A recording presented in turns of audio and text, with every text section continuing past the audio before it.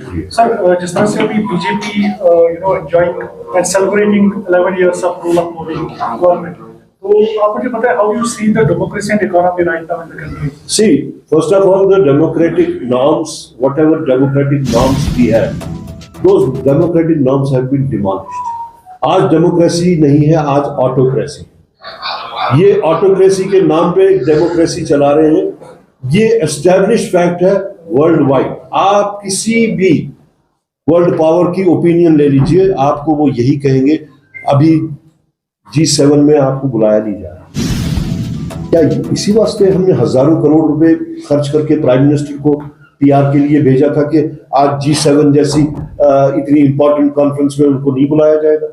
क्या इसी वास्ते हमने उनको सऊदी अरब 4-5 दफा भेजा कि आज हमें सऊदी अरब कहेगा कि हिंदुस्तानियों को हम वीजा नहीं देंगे? तो इस वक्त we are at the lowest ebb, चाहे वो डेमोक्रेसी का हो, चाहे वो डेवलपमेंटल हो। This is all ornamental. जो आप देख रहे हैं वो ऑर्नामेंटल है। आपने देखे होंगे कई ब्रिजेस जिनका इनॉग्रेशन साल पहले प्राइम मिनिस्टर ने किया, वो गाड़ियां लेके आपने देखा होगा सड़कें गाड़ी चलती है तो नीचे ड्रेन में घुस जाती है। तो it is full of corruption जो भी हुआ है। I would not go to that, but the fact of the matter is कि BJP has made colossal mistakes और मॉन्यूमेंटल फेलियर है ये बीजेपी का। वो अगर कहा जाए तो शायद जो उनका PR सिस्टम है उसमें वो ना दिखे, लेकिन इस वक्त वो आंखें आखिरी सांस से लेके अपने जो कहें तो वेंटिलेटर पे है। मैं एक और पॉइंट जो अहम पॉइंट है जो मैं सवाल करना चाहता हूं बीजेपी से और खासतौर से यहाँ के यूनिट से, जम्मू कश्मीर के यूनिट से, कि हम इस वक्त हमारी रियासत हमारा हक की मूवमेंट चला रहे हैं। कोई अलग किस्म की वो कांग्रेस वालों के वास्ते नहीं है, या अलग नेशनल कॉन्फ्रेंस वालों के वास्ते नहीं है, या अलग बीजेपी के वास्ते नहीं है। Let BJP clarify, are they in favour of statehood or not? वो खामोश क्यों है? अगर बाकी सब कह रहे हैं कि स्टेटहुड होनी चाहिए, बीजेपी खामोश क्यों? उनको क्लियर करना चाहिए यहां के लोगों को कि whether they are in favour of statehood or not. अगर है स्टेटमेंट के वो फेवर में, तो बोलते क्यों नहीं? उन्होंने चुप्पी क्यों साधी हुई है? उनको सांप क्यों सूंघ गया? सो दे हैव टू, उनके कहने और कथनी में जो फर्क है उनको क्लैरिफाई करना पड़ेगा। अब जो वो उनका जो तरीकेकार था कि वो कम्युनल लाइंस पे चलाते थे, there is difference between religious lines and communal lines. Religious lines में Hinduism is there, Islam is there, Sikhism is there, Christianity is there. वो सब के सब आज तक एक गुलदस्ते के तौर पे चला रहे थे, लेकिन उन्होंने इसको एक कम्युनल लाइंस में जो चलाया, आज पूरी दुनिया उसके खिलाफ बात भी कर रही है। आज पूरी दुनिया उसी की वजह से हिंदुस्तान की तरफ पीठ मोड़े हुए। तो क्या आप जानते हैं, हमारी एक मीटिंग थी यहाँ पे, जो हमने डिफरेंट डिस्ट्रिक्ट से हमारे कारकुन आए हुए थे, डिस्ट्रिक्ट प्रेसिडेंट्स आए थे, उनके साथ हमने बात की और आगे का जो हमारा कांग्रेस पार्टी का लाहेमल रहेगा वो हमने उनके साथ में डिस्कस किया और एक बाज़ाब्ता कैलेंडर तैयार किया है आगे आने वाले दिनों के वास्ते, बल्कि कहें तो महीनों के वास्ते।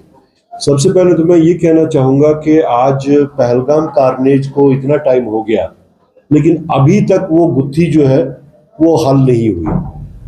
जो परपेट्रेटर्स थे जिन्होंने इतना गुनाहना काम किया, अभी तक सरकार की तरफ से या एजेंसीज की तरफ से ये नहीं बताया जा रहा कि उनका अंजाम क्या हुआ। आया कि वो पकड़े गए या नहीं पकड़े गए? अगर पकड़े गए तो किसके कहने पे, कहाँ से आए थे, क्या था? Government is totally silent about it. और किसके ऊपर रिस्पॉन्सिबिलिटी फिक्स की? Government needs to come clear on it कि रिस्पॉन्सिबिलिटी किसके ऊपर फिक्स की है। अदरवाइज अभी तक जो गवर्नमेंट का रिस्पॉन्स है इस पे, या उनकी जो चुप्पी है, उससे यही लगता है कि शायद सरकार भी अब इस बात को दबा देना चाहती है, इसके बारे में बात नहीं करना चाहती। दूसरी बात, उसके बाद में जो शेलिंग जो हुई बिटवीन इंडिया पाकिस्तान, उसके से नुकसान जो हुआ, यहाँ कश्मीर साइड से भी हुआ, जम्मू साइड से भी हुआ, जम्मू में, पुंछ जिला में, पुंछ कॉन्स्टिट्यूंसी में, पुंछ सिटी में तकरीबन 15-16 अमवात हुई। उन अमवात के बाद में कोई भी बड़ा नेशनल लेवल का लीडर वहां नहीं पहुंचा जब तक राहुल जी वहां नहीं आए।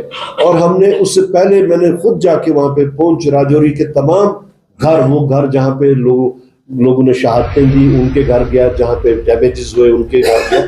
और उसका जो तखमीना बनता है, मुझे नहीं लगता जो अभी प्राइम मिनिस्टर साहब ने आके जो अनाउंस किया है that is sufficient to take care of all those colossal losses. तो वो भी एक अफसोस की बात है कि हमारे प्राइम मिनिस्टर साहब ने पुंछ का नाम तक नहीं लिया, जिक्र नहीं किया। और उसके साथ साथ अभी आप देखिए मणिपुर फिर से जल रहा है। एक साइड से कश्मीर के ये हालात हैं, दूसरी साइड से मणिपुर जल रहा है। तो मुझे लगता है, बल्कि इस वक्त पूरे मुल्क में ये रियलाइजेशन है कि मौजूदा सरकार के these are monumental failures, they have totally failed. वो किसी चीज को कंट्रोल नहीं कर पा रहे। उनकी जो पॉलिसी है टुवर्ड्स जो उनकी external affairs policy, stated policy होती थी मुल्क की, उसमें यह था कि थर्ड पार्टी इंटरवेंशन नहीं होनी चाहिए। वो थर्ड पार्टी इंटरवेंशन भी उन्होंने लाई। मैंने उस दिन उनसे क्वेश्चन किया था कि 4 दिन 5 दिन पहले कि आप ये बताइए कि अगर आपने American intervention through tweet accept किया है, दैट मीन्स कि शिमला एग्रीमेंट इन प्लेस नहीं है। उसके बाद में आप देखिए किसी और साइड से ये बात आ गई, अब तो शिमला एग्रीमेंट है ही नहीं।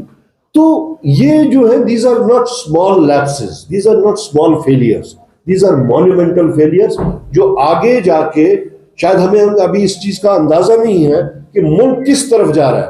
मैं आप लोगों के माध्यम से ये कहना चाहता हूं कि मुल्क जो है वो बहुत ही एक खतरनाक फेज में घुस रहा है, चाहे इकोनॉमिकली हो, चाहे पॉलिटिकली हो, चाहे डेवलपमेंटली हो। आज हमारे मुल्क की, अभी सुबह हम लोगों ने पढ़ा कि सऊदी अरब ने वीजा इंडियंस के लिए बंद कर दिया, और साथ ही फोटोग्राफ था मोदी जी का वो जफियां डाले हुए। वेयर हैव दोस जफीज, व्हाट हैव दोस जफीज ब्रॉट टू इंडिया? जिस वक्त आपको उन मुल्कों की, आप कोई 80-90 मुल्कों में घूम के आए, हजारों करोड़ रुपया आपने जो है वो अपने पीआर पे लगाया यही जफियां मारने के वास्ते। अब जिस वक्त मुल्क को जरूरत थी उन लोगों की, उन सब ने मुंह मोड़ दिया था। तो ये इस वक्त की मुल्की हालात जो है वो बहुत ही खराब है। बाकी हमने जो हमारा जो स्टेटेड स्टैंड रहा है कांग्रेस पार्टी का, खासतौर से जम्मू कश्मीर प्रदेश कांग्रेस कमेटी का, कि हमें स्टेटहुड चाहिए, ये हमारा हक है, कोई हम पे मेहरबानी नहीं कर रहा है। हमने जम्मू रीजन में, पूरे जम्मू रीजन में 10 के 10 डिस्ट्रिक्ट्स में हमने कैंपेन चलाई। हमने एक स्लोगन, उसका, उस कैंपेन का जो है एक स्लोगन बनाया। उस स्लोगन के तहत हम पूरे जम्मू खित्ता में घूमे। अब हम वही कैंपेन जो है कश्मीर में चलाने वाले हैं, और उस कैंपेन का ये है, हमारी रियासत हमारा हक।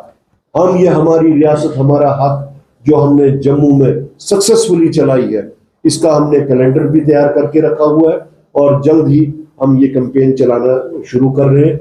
आपकी इत्तला के लिए आज हमने आपसे ये शेयर करना था कि हमारी रियासत हमारा हक, जल्द ही मेरे ख्याल में अगले हफ्ते से ये कैंपेन पूरे कश्मीर जिला में शुरू होगा।